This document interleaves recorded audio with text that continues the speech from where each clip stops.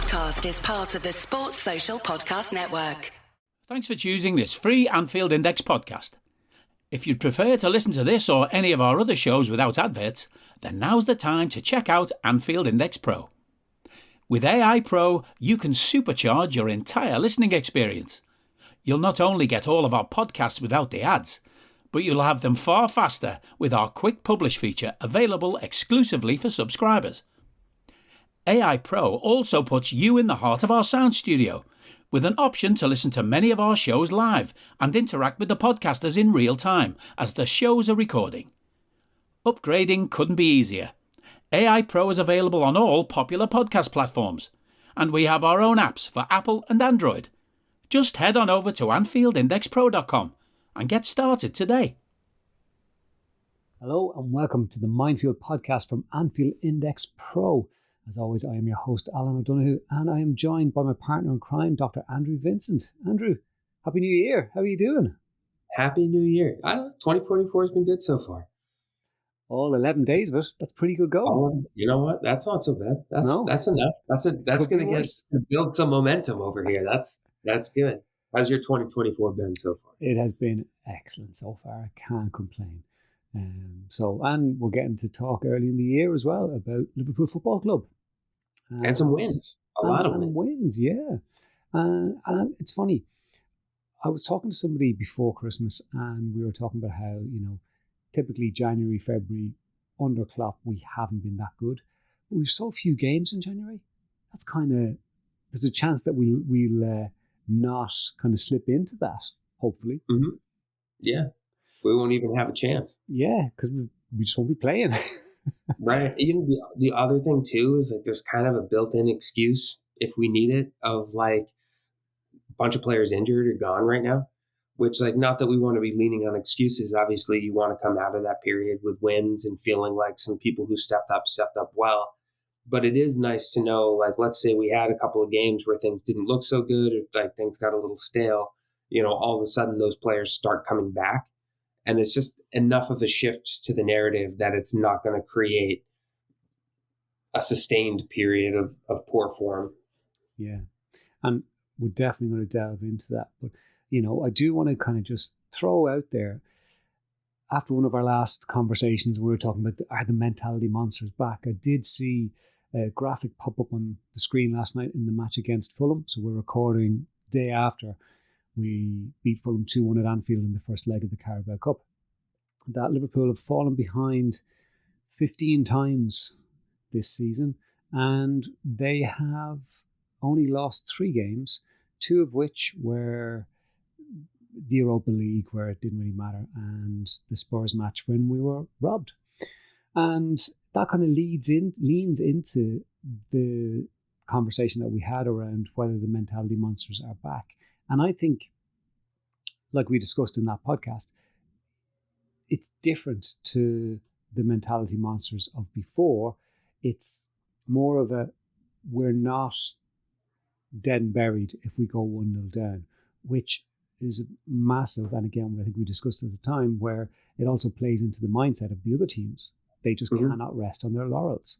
Whereas last season, that wasn't the case. Teams went 1-0 up against us and they're as good as got 3 points, if not 1. So yeah. It's great to see that trend continue. Yeah, I mean, it's interesting as a comparison to last year, too, because I can remember us having conversations about how often during that really bad stretch where we would give up that first goal and you could just see the air come out of the tires immediately. Mm-hmm. And you could just see how flat the team got and how disappointed and frustrated and how it really just knocked us back every time we would give up that first goal.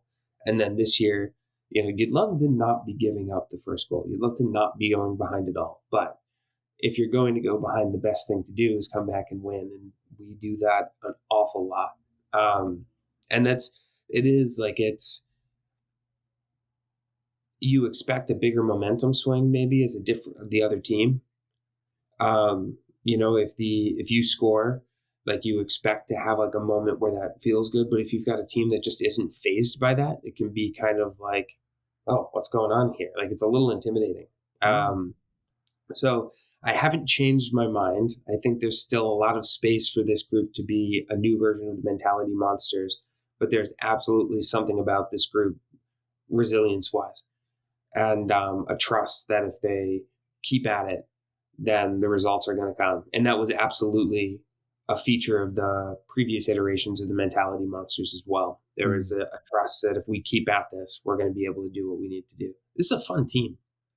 It is a fun team. And I think it is far from the finished article. It is an evolution. It's just the results are better probably than any of us expected for this stage of the evolution. So we are still conceding like we did last year first. But this year we're coming back and we're getting goals, we're scoring, we're winning. And that doesn't paper over the cracks, which is good. Because like in last night's match, we went 1-0 down. And Fulham had two really, really good chances to go 2 and 3-0 up that they cocked up. Wasn't that we defended exceptionally well or did particularly well. They just messed them up. So in a different, and there's been a number of games like that where when we've gone 1-0 down, the opposition still had other opportunities to score and Ali saved us, or they've hit the post or they've put it wide and the final ball wasn't good. So I don't think anyone with a reasonable head on their shoulders is turning around and going, we are the finished article, because you just couldn't say that. But we're not, maybe we weren't as bad a squad last year as the results showed, and maybe we're not as good of a team this year as the results are showing. And that's okay, because it is a transitionary period. But that mental resilience, if we are building that now and cementing that within the culture in this squad, that then is going to allow for a baseline or a foundation for us to build on, so that the easier side of things in terms of the tactical side, it becomes something that flows and comes into play much easier. Mm-hmm. I think it's important too, like the wins are important for building the trust. And I talked about this a little bit last time, because it's the reward. It's the reinforcement, the positive reinforcement that says this is the right way to be going. And it's really hard if you're building a new group or building a team and trying to get them to play a certain way, to build trust in that way of playing if the results don't come. And so if you're drawing a lot of games, or you're, things like the Chelsea might be a really good example, actually. And like you look at early on, some of their underlying numbers. Like I remember early on, people were like, oh, Chelsea's underlying numbers are actually really good. Like their underlying numbers are really good. Like they're doing a lot of things well. And it's like, you can do a lot of things well, and you can do a lot of things well for a while, but if you never get the results from that, it's really hard as a group of individuals or the team to trust that, like, oh, we're doing the right things, because it just feels like we must not be, because the results aren't coming. It's a conversation I think I probably have like 3 times a week with, with someone I'm working with. And usually, that's on an individual basis. But especially with, obviously ice hockey, goal scoring, that usually is the kind of thing, or getting points. And, the first question I always ask is like, are you getting the shots from the right spaces? Like, are you creating chances, essentially? And if you are creating chances, like if you're creating 5 chances a game, is there a thing you can dial in on in practice? Like, yeah, maybe slowing down with that, or really being intentional about picking a corner or whatever. But also, if you're getting those chances, then it's very likely you're doing the right things. And you just need to keep trusting. Are you that person who has everything? The coolest merch and those must-have fan threads? Well, over at our Anfield Index shop, we've gone that extra mile when it comes to pimping up your Liverpool collection.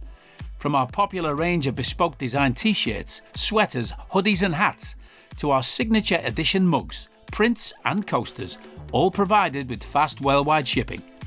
We have something for every red. We also stock official LFC merchandise and a licence with the Premier League and UEFA to sell official iron-on shirt badges and sleeve patches. As a listener to this podcast, you can get 10% off everything with coupon code AIPRO10. Just head over to AnfieldIndex.shop or find us on Etsy by searching for Anfield Index. And it is such a hard thing for people to do. Is like the impulse is always, well, what if we just change this? Or I have to focus, like I have to do this a little more, or this a little bit, or let me change this up, or let me start from scratch. Because those can all be ways of relieving that pressure, making us feel like we're in control. But when you're getting that reward, it's so much easier to trust that process and continue to build and continue to be like, okay, this is what I need to do. This is what I need to do. Like we're doing this, we're building it. And so I think that bodes really well. And I think Klopp's a great manager for this kind of thing because he is process oriented enough to see, hey, there's still a lot of room for growth here just because we're getting the results. We're not the finished article. Here's what we still need to see. And here's what I still want to see. There's more upside to this. But when you're getting those results, it gives you the reassurance and the energy to continue with that build. And then, hey, we might just win something too. This might not even just be for later. Yeah, we might win something. And, you know, I think you're bringing up really important conversations and a really good insight for the listeners in terms of the conversations you have on an individual basis with players. And players also have those conversations among themselves. So, you know, in the groups, in the cliques, that may be, and we'll stick with the Chelsea example, they can start to have those conversations and say, is the coach really, like he trusts how he wants us to play, but I'm not so sure. And then all of a sudden, and that click over there, like, are they putting in as much hard work as we are? And these aren't, big bust-ups in the change room, but the questions start to come in. So then what can happen is on the pitch is a misplaced pass can, did they do that on purpose? Like, is somebody trying to get rid of the manager? Is somebody trying to get rid of me? Am I? And all these little nuances start to come into play that we will never know about as fans watching in. And interestingly enough, I was listening to, and I haven't finished it yet, Thierry Henry being interviewed by Stephen Bartlett, and he was talking about when he moved to Barcelona. And he said it was a horrible time in his life. He was going through a divorce. He went to Spain. He didn't speak the language. He's got a brand new team. He's coming from somewhere where he was adored, where there's a statue of him.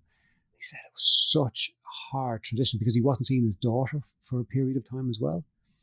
And what it made me think about was, say, Ryan Gravenberch, right? Now, I'm not comparing Thierry Henry and Ryan Gravenberch, but if we look at Gravenberch from the position of, he burst onto the scene as a kid, absolutely as a kid, made very big impressions, got a big move very early on in his career to one of Europe's elite, and it didn't work out. And he's still very young.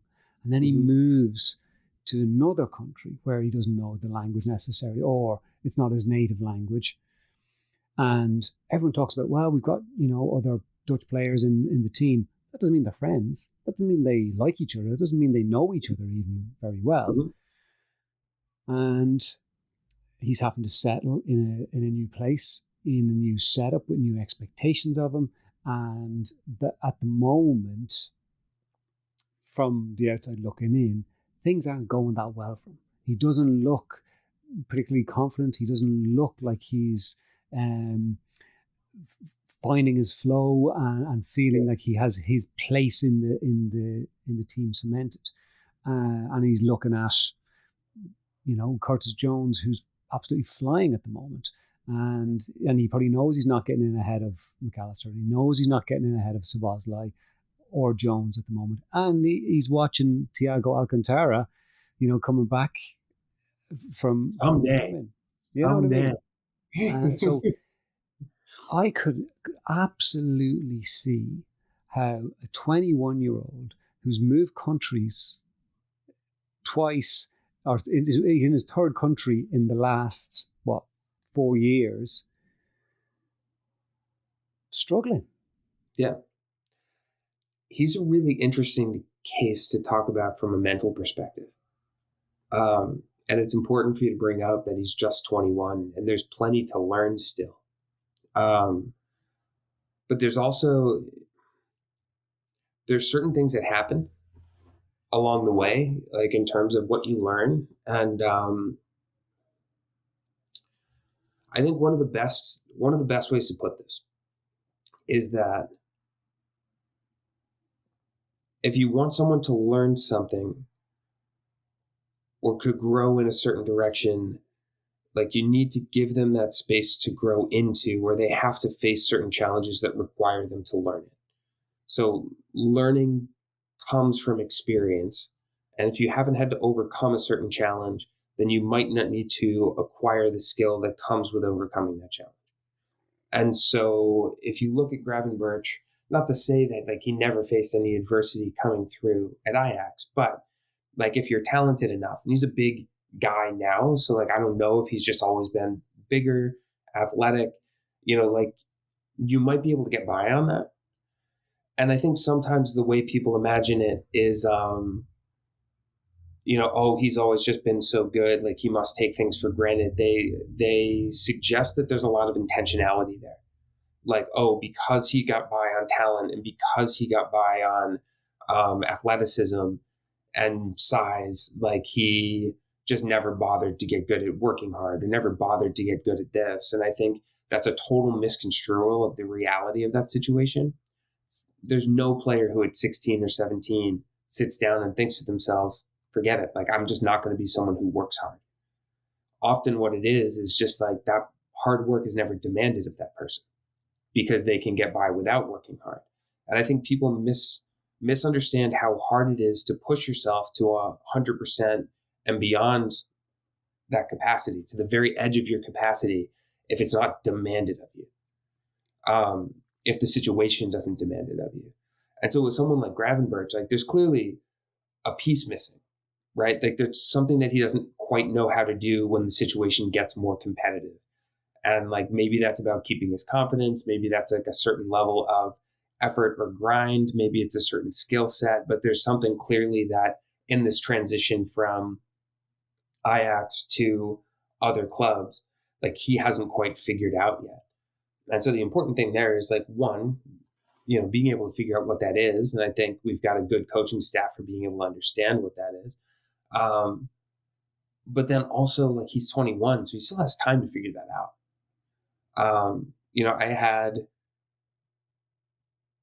It's a conversation I've had actually a couple times, like across my career with people, where it's like these really talented players who have really high expectations, who suddenly feel like they can't make that break to being elite at even like a college level, they're expected to be elite, but they can't find whatever that is. And there's some inconsistency. And often it does come down to some level of effort. And it's not that they don't want to work hard or they don't want it or they feel like it should be given to them. What it is like there's something that it feels like to push yourself really hard and have to push yourself really hard. I think Harvey Elliott's probably a good example. Mm-hmm. Because of his size. Obviously he's very talented, but it seems like he has always probably had to push himself really hard in order to get the kind of results that he needs. And so he knows how to do that, I think, in ways that like other players don't. But it's not like he decided when he was 12, I want to work hard. And when Ryan Gravenberch was 12, he was like, forget it. Like, I'll probably just skate by. It's just like what was required for Harvey to excel at a high level versus what was required for Gravenberch to excel at a high level are two different things. And so Harvey learns it and Gravenberch doesn't. And so now Gravenberch is at this part of his career where he either has to figure that out or, he won't make the grade in an elite club and you'll find somewhere to play that's not. And that's the kind of player too, who might go down a level and do really, really well. And then people are like, oh, like he can probably go up again. Then he'll go up again and struggle. And it's just, there's something missing that like, I wouldn't be able to put my finger on right now. That his circumstances have not required him to learn yet, but are going to require him to learn in order to stick. I don't know if I mentioned this the last time, so please tell me if I did so we can skip past it. But before Christmas, I was reading just something on social media about an ecodome.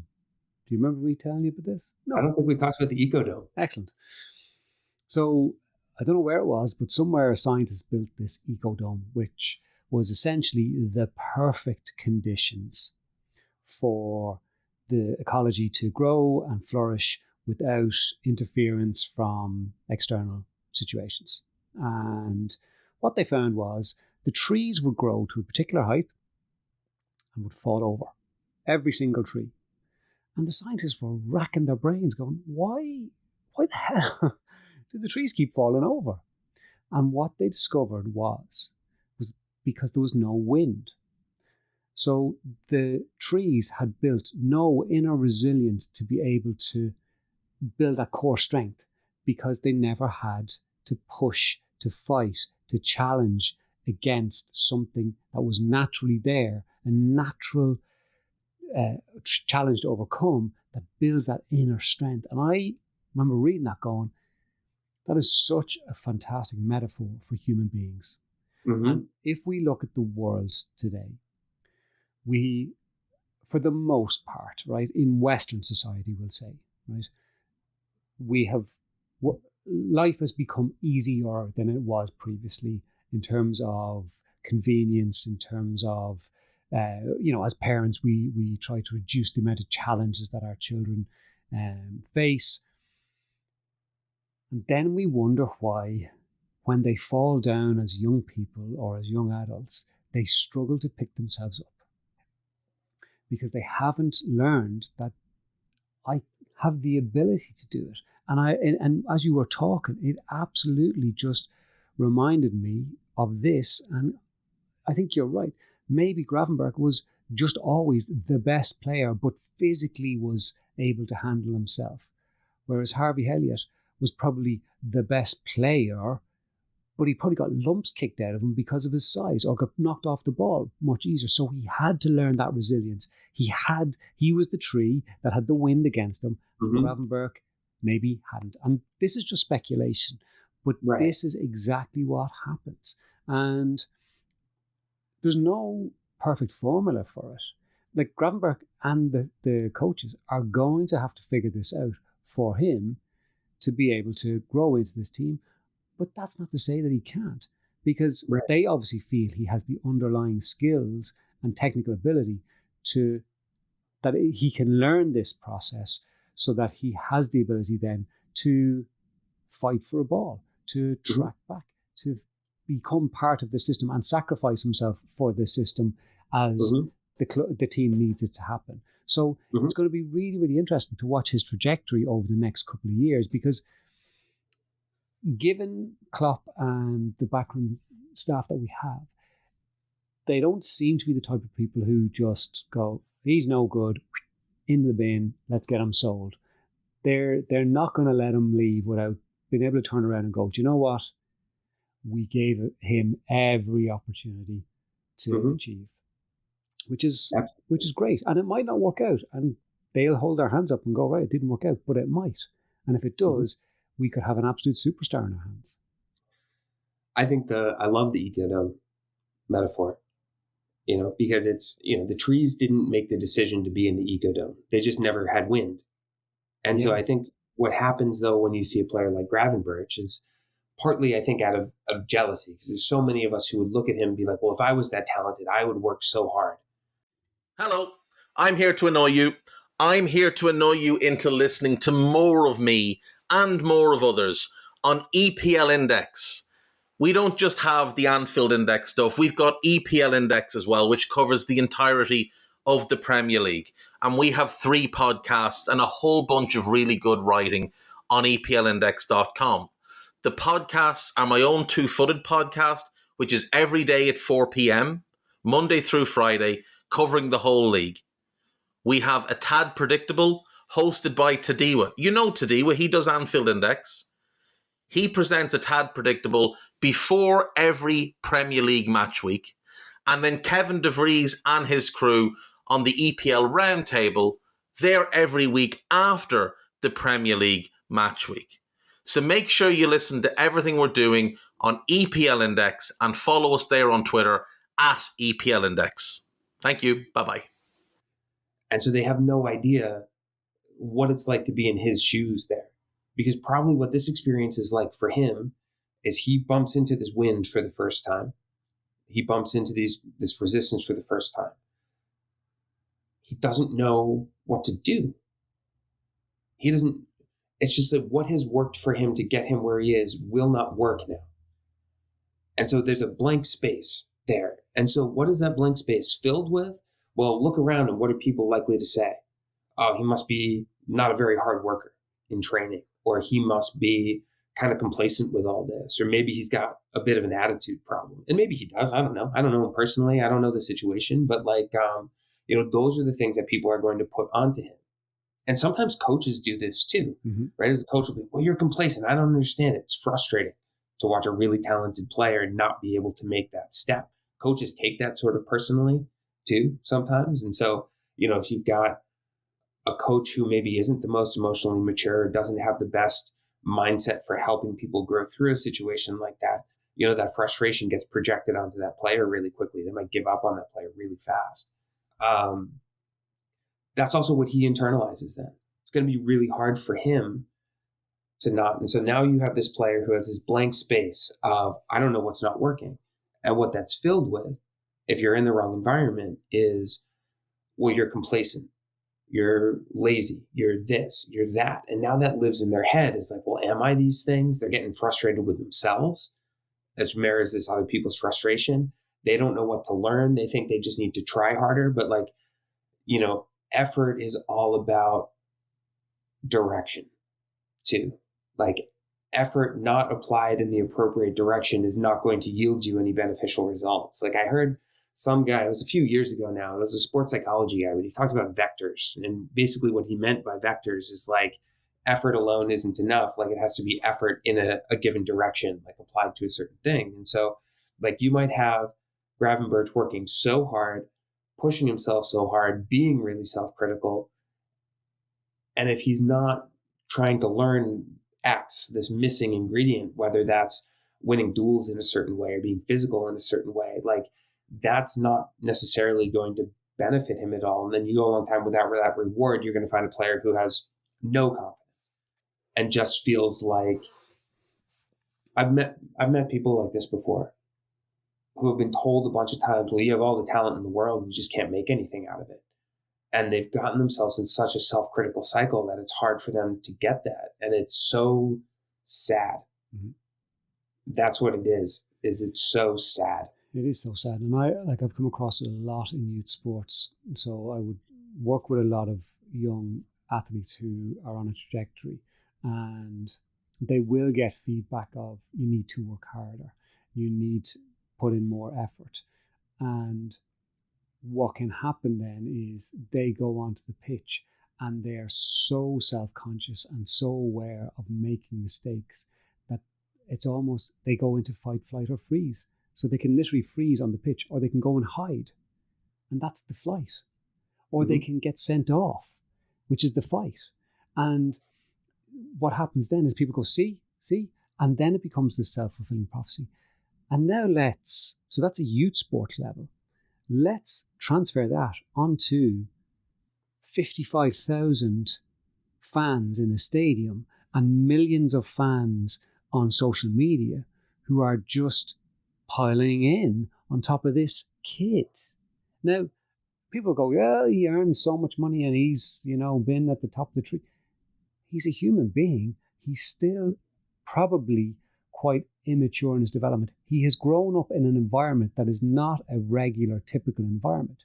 So he will have been sheltered. He will have been given every opportunity to succeed because he's been in the Ajax Academy for so long. And that is not real life. And you do have a lot of protections. And now he's coming out into the real world and things aren't working out. Didn't work out at Bayern, and I have so much empathy for this young lad, and I hope for him, he finds a level of contentment within himself that he's able to go, do you know what? What I do on the pitch is the best that I can do any given day. and I'll strive to improve, but it's good enough for right now. It might not be good enough for my coaches, for the fans, for my teammates, but this is the best that I can do right now. And I will sheepishly put my hand up here a little bit because I may have to text my brother after this and say that I retract all of the texts, all of the frustrated. My brother Sam, who doesn't listen, but like he is so he can't rat me out, and not that he would anyway. But like he's the recipient of all my frustrated Ryan Gravenberch related texts, which are most of my frustrated Liverpool texts in recent times. Like I find him immensely frustrating to watch. And so as you were saying, I have tremendous empathy for this kid. I'm realizing like, shit, I do too. So I gotta bring some of that back now. I didn't against Arsenal. There's been a few times where I have not had tremendous empathy for this kid. And I think that's the other thing too. Like as a fan, we're still going to watch, we're still going to get frustrated. But I think it's important to not write him off. And I think it's a really important perspective to know, yes, are there things that he needs to improve at? Or there's something that he needs to find that's missing right now? Absolutely. But be very careful about putting too much of this into an intentionality of he must not want it enough, or he must not care enough, or he must not be working hard enough. Probably nothing to do with those things. What it is that there's something that he doesn't quite understand yet, whether that's pushing himself at a certain level, whether it's reacting to the game when it's at a certain speed, whether that's how to push through a mistake when he struggles. And I think he does have trouble with that. Like if he gets on the pitch, like he's had a couple of games, right, where he's exploded, and a couple of moments in games that have been really good. But I think he does struggle. Like if he makes a couple of mistakes, I don't think he knows how to respond to that very well. Or if the game isn't giving him the space that he's used to explode into, I don't think he knows what to do then and how to be patient and wait for his moment. And I don't think, now if I'm trying to put my finger on it a little bit, if I were to guess, and if I were like working with him, and like usually what I say to all the athletes I work with, because they play a sport at a super high level, a lot of them, and I don't play or think of any sports at a super high level, is like I'll usually mention like, look, this is my uneducated eye. Like I'm not, but here's part of what I see as a growth area for you. And often they're like, yeah, like, thank you, but I don't think you've got that right. But like, every once in a while I get something right. And, in this case, what I would feel like I see is that I think he's used to being good at a level where he can do something exceptional every touch. I don't think what he's used to is being patient for the 3 or 4 or 5 moments a game where he can make a difference. And putting away the moments, like there's a lot of soccer that is waiting for the moment that you can explode into. And so I think he's trying to do too much every time he gets the ball, or he's feeling like he's hiding because he can't do anything. I don't think he's used to playing at a level and maintaining his confidence at a level where you might only get 3 or 4 moments a game to do that thing that's special. But even if you think about someone like Trent Alexander-Arnold, when he's having a great game, he might only have 3 or 4 opportunities to do something special. He takes advantage of those 3 or 4 opportunities. If you have a player like Ryan Gravenberch, who maybe is used to doing something special constantly at a level that's not as challenging, the players around you are just too good now. You don't get to do something special every time you touch the puck anymore, which can feel like you're playing badly, but you're not.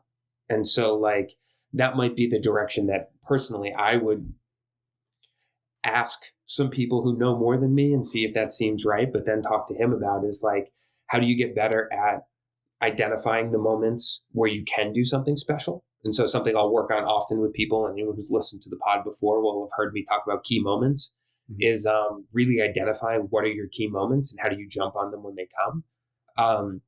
The more you identify those outside of a game situation so that you're primed for them, the better you'll be at attacking them when they come up. And so it's like priming your brain to recognize certain patterns that you're going to jump on. So what I might say is like, what are the 2 situations where you're going, like your skill allows you to do something special?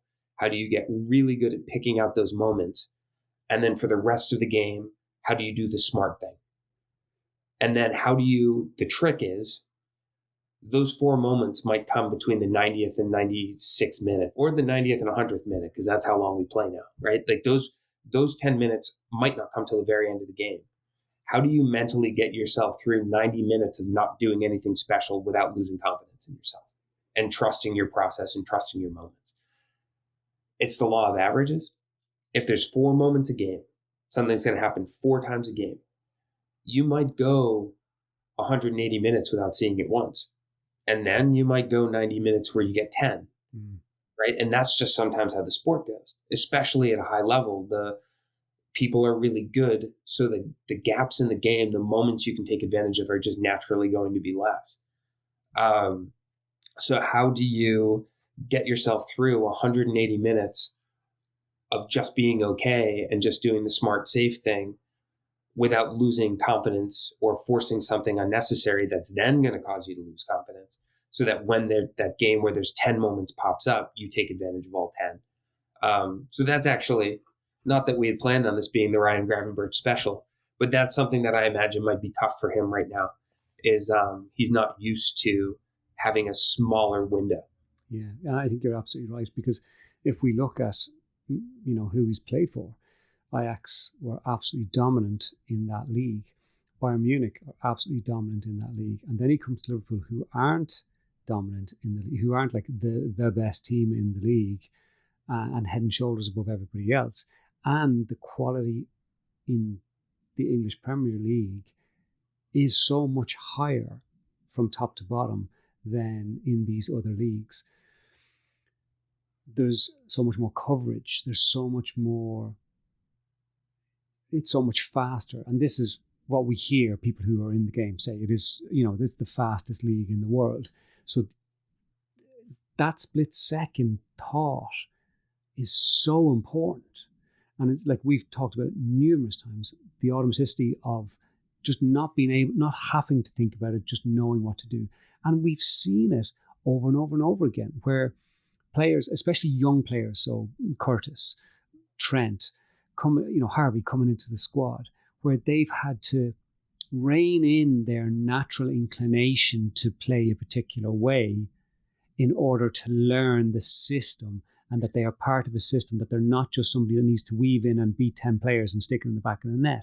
And I think Gravenberch, unfortunately for him, because he hasn't come through the academy, he's not been afforded that same time in maybe in the media or the fan media landscape, because he's come in with a big reputation, and he's come from a big club, 2 big clubs, and he's cost a lot of money. So, and traditionally we don't buy players that are players for development unless they're really young. So all of those things come into play. And it's funny, like, I'm not going to sit here with a halo on my head and say there is actually a halo, shining on my head because I'm bald. There is. But I'm not going to sit here and say he doesn't frustrate the hell out of me watching during a match. But I can absolutely take the step back afterwards and go, man, that was such a poor performance. But then switch it to, yeah, he's a human being. And no matter how shit I feel about his performance, he's going to be feeling a million times worse than I am. Yeah. And I think it's, both of us have worked with athletes going through difficult periods. And so I think it's important to be mindful of the information and perspective you don't have. And so most people don't have our perspective. Most people don't have our experience of sitting face to face with the person who's going through that tough patch and doesn't know how to fix it and just doesn't know what's going wrong. And you catch that young man or a young person, young woman, young person at a time where they just feel so stuck. And especially the version that has had success and been really good and is used to things coming easy, not because they're lazy, not because have been handed everything, but they're used to things being easy because they've played at levels that were easier. And how stuck they feel when they hit that adversity for the first time, and just how hard it is, how confusing it is, how defeating it is, how much internal criticism it causes. And I think maybe a lot of us can look to our own lives and think about maybe the first time the way we approach things didn't work. And different people listening, I'm sure, have faced adversity in different ways, but not even just like going through something hard, but like, when was the first time your usual approach didn't work? And I was watching something yesterday, and the thing that popped up was like, she had said, the thing that got you here is unlikely to be the thing that gets you to the next spot. And like, knowing you've only known yourself maybe in a certain way. And so how do you have to know yourself differently in order to get to the next place that you need to be? Mm-hmm. And I think there's just something really challenging. I mean, from the mental health perspective, that's also often the thing that I bump into is it's like the version that this person had been for a long time that worked doesn't work now. And they don't know what to do. And, we don't have a lot of time to sit down and reflect on ourselves. I think most of us, like, we don't get a lot of feedback really from other people. And so all this, it's not like we know, well, here's how I approached it, and here's what my patterns were, and here's how I did this. And so this is probably what needs to change, right? It's just like, this was working and now it's not, and I have no idea where to start. And that's a really tough place to be. It's a place you can get through, of course. Mm-hmm. It's a place you can get through. But it's when Ryan Gravenberch is frustrating to watch. Absolutely, right now. I don't need a VPN. I've got nothing to hide. This is what I used to tell myself before I hooked up with LibertyShield.com. Not only is my home internet now fully encrypted, but I can now access all the websites I want, whenever I want, and do so from absolutely anywhere. As a Liverpool fan, I love to know I can now watch every match, regardless of whether it's on UK TV or not.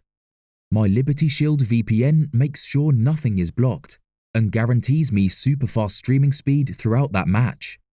You can get connected right now with their software package, which includes a 48-hour no-obligation free trial and instant access to their apps for Apple, Android, Fire TV, PC, Mac, and Android TV.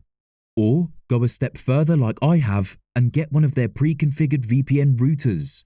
These small but powerful devices allow you to easily connect every device in your home to VPN, making it the perfect solution for smart TVs, mag boxes, and games consoles.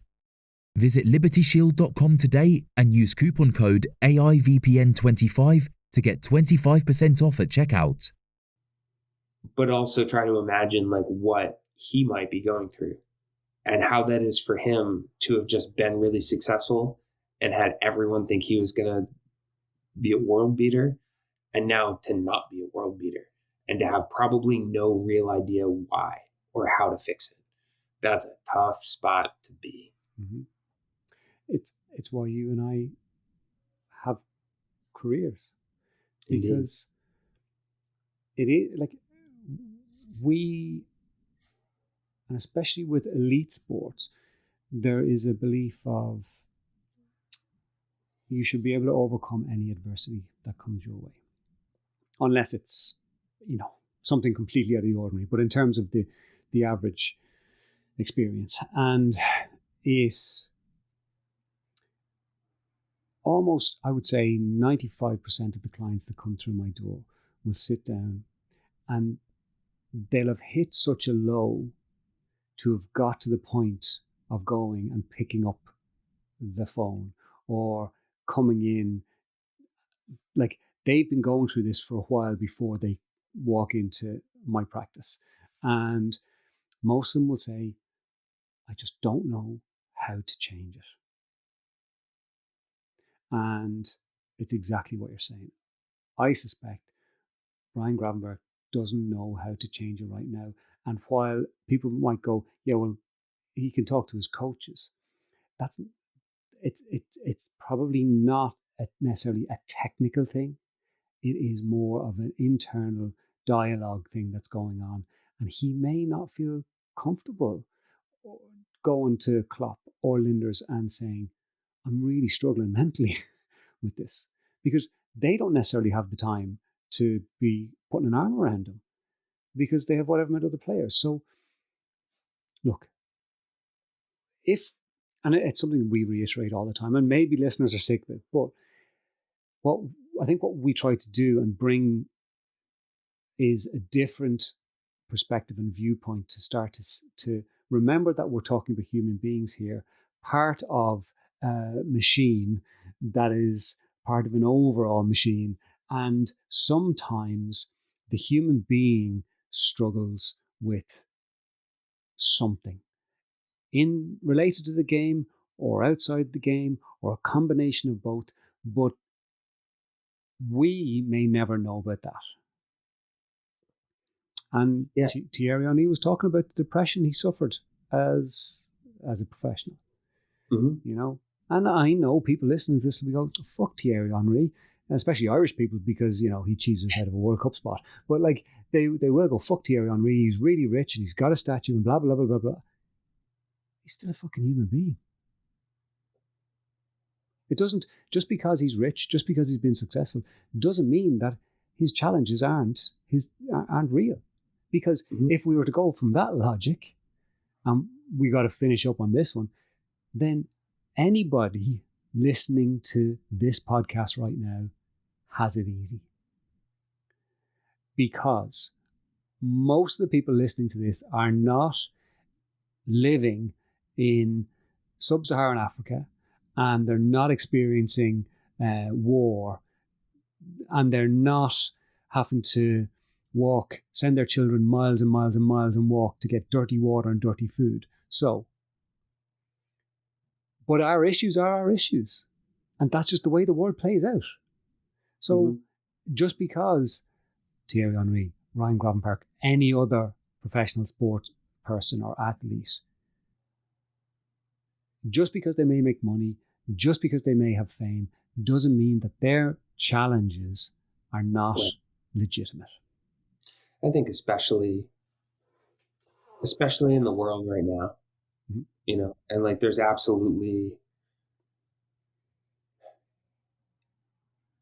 lot going on, right? Like there are a lot of conflicts going on. There's a lot of places in the world where those challenges are really intense and where there is like just a lot of really hard and distressing and difficult, tumultuous events that don't feel like they have any end in sight, whether it's Gaza or Russia or Ukraine but like just because you're not there, I see that all the time is people will be like, well, I don't see how I could be struggling because I'm not X. I don't see how I could be struggling because I'm not Y.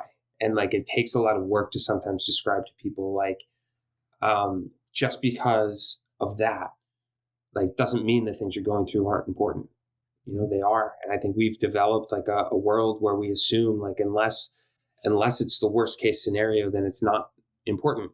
And like, we should bury it and we should not talk about it. And it shouldn't be a problem for us. And, you know, I spend a lot of time and I'm sure you do too, trying to talk people out of that. And like, but yeah, we also have to, if that can be important for us, we have to acknowledge that it's important for Thierry Henry. Like that still matters. Like he can have problems. So you can have problems.